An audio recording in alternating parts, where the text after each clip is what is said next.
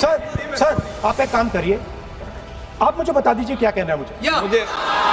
अच्छा, मैं आपका सलाहकार नहीं हूँ, लेकिन एज ए स्पीकर के नाते, और आप प्रतिपक्ष के नेता हैं, बड़ी पार्टी के प्रतिपक्ष के नेता हैं, यह आपकी भूमिका उचित है, नहीं है, देश तय करेगा। लेकिन मैं आपसे पुनः आग्रह कर रहा हूँ कि आप लगातार आसन से व्यवस्था देने के बाद भी लगातार आसन की अवमानना कर रहे हैं, ये प्रतिपक्ष के रूप में आपके उचित नहीं है। माननीय प्रतिपक्ष के नेता, मेरे बैठिए, नो, कोई शब्दों से कोई नहीं डरता।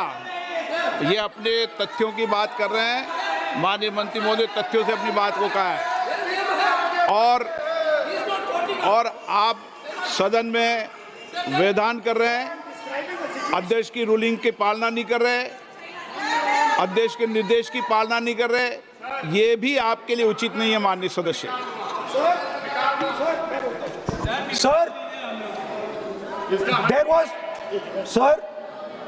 there was a border. On the border, there was forces of some country. Yes. That were entering that border. 4 tanks were entering the Kailash Ridge. The आप बोलना Chief नहीं of चाहते Army माननीय Staff. सदस्य, प्लीज। अब तो मैं कुछ बोल ही नहीं रहा हूँ। सर आप लिख के दिए क्या बनना चाहिए आप लोग लिखते आप बोलिए, और भी माननीय सदस्य बोले हैं, हर बार बोले हैं।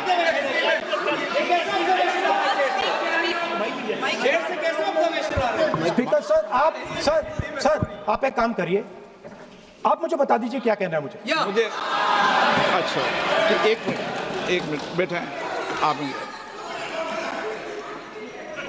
मैं आपका सलाहकार नहीं हूँ, लेकिन एज ए स्पीकर के नाते मेरा ये दायित्व बनता है कि सदन नियम प्रक्रियाओं से चले, परंपराओं से चले, और जिस विषय पर चर्चा हो रही है उस विषय पर चर्चा करें। जब माननीय सदस्य चर्चा के इतर बोल रहे थे तो मैंने भी माननीय सदस्यों को राष्ट्रपति भाषण से इतर बोलने के लिए मना किया, और इसीलिए आप अच्छा हो, आप सदन की गरिमा रखें, और आप प्रतिपक्ष के नेता हैं, बड़ी पार्टी के प्रतिपक्ष के नेता हैं, यह आपकी भूमिका उचित है, नहीं है, देश तय करेगा। लेकिन फिर भी मेरा कहना है कि आप सदन की मर्यादा को रखें।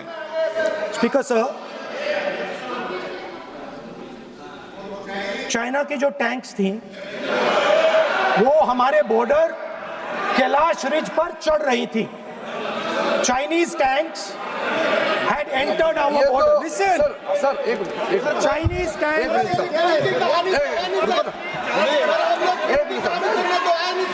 मैं से एक बात पूछना चाहूँ, संसदीय कार्य मंत्री, क्योंकि हमने पहले भी कहा है कि हम सब शांति से सुनना चाहते हैं। मेरा एक सवाल है सर, आपके माध्यम से भी इस सदन को भी, ये सदन नियम से चलता है। जब लीडर ऑफ अपोजिशन खुद नियम नहीं मानेंगे, रूलिंग को नहीं मानेंगे, ऐसा मेंबर के साथ हम क्या करना चाहिए, इसमें भी चर्चा होना चाहिए। ये नियम ही नहीं मानते हैं। आपने कम से कम 5 बार कह चुके हैं कि आपने रूलिंग दे चुके हैं, तो हम तो इस सदन से बड़ा नहीं है। स्पीकर ने रूलिंग देने के बाद आपको मानना चाहिए। मैं आपको रिक्वेस्ट करता हूँ राहुल गांधी जी, आप लीडर ऑफ अपोजिशन है, आप ही उल्टा अपने सदस्यों को व्यवहार सिखाना चाहिए। आप खुद ऐसा नियम उल्लंघन करेंगे, आपका मेंबर क्या सीखेगा। आप 5 बार एमपी हैं और आप स्पीकर के रूलिंग को नहीं मानेंगे, आपका ऑपोजिशन का बाकी एमपी कैसे सीखेंगे। इस सदन में नए एमपी आया है, लीडर ऑफ अपोजिशन खुद ही नियम नहीं मानते हैं, स्पीकर के रूलिंग को नहीं मानते हैं, सदन कैसे चलेगा। यहाँ मर्जी से आप अपना रूल तो नहीं बना सकते, रूल बनाया हुआ है, मानना पड़ेगा। सर आपने रूलिंग दिया है, इसको अभी रूलिंग का पालन करना चाहिए।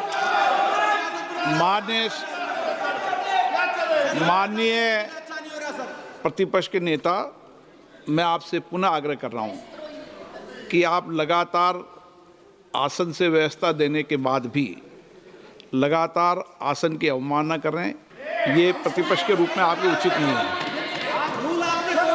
मैंने रूल दे दिया है, व्यवस्था दे दी है। अगर आप राष्ट्रपति अभिभाषण में बोलना चाहते हैं ठीक है, अगर आप तय करके आए हैं कि मुझे राष्ट्रपति अभिभाषण पर नहीं बोलना है। मैं राष्ट्रपति भाषण को बोल रहा हूं सर, माइक दीजिए। हाँ बोलिए। स्पीकर सर, पहले आपने मुझे बोला कि मैं किताब को कोट नहीं कर सकता। मैंने कहा मैं किताब को कोट नहीं कर रहा हूं, मैं मैगजीन को कोट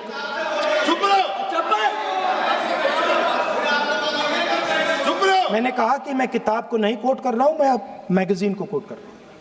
उसके बाद आपने कहा कि मैं मैगजीन को कोट नहीं कर सकता। उसके बाद मैंने कहा ठीक है, मैं चाइना और हिंदुस्तान के बीच में जो रिश्ता है, जो लड़ाई है, उसके बारे में कुछ बोलना चाहता हूं। आपने मुझे बोला कि आप नहीं बोल सकते हैं, नियम है। आप मुझे बताइए, हिंदुस्तान और चाइना की रिलेशनशिप पर ना बोलना कौन सा नियम है? माननीय सदस्यगण, आप उस किताब का हवाला बता रहे थे जिस किताब के बारे में रक्षा मंत्री जी ने कहा किताब नहीं छपी, ठीक है ना। फिर आप उस मैगजीन का उस तथ्य को वार कर रहे हैं। आप विषय पर राष्ट्रपति अभिभाषण में जो विषय तथ्य हैं, नहीं, जो विषय तथ्य हैं उसमें कहीं भी भारत और चाइना का कोई विषय बिंदु नहीं है क्या?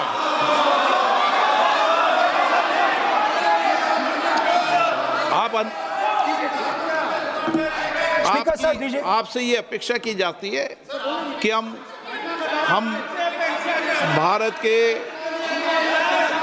सब भारत के हैं, तो उसकी प्रतिष्ठा बनाए रखना आप सबका दायित्व है।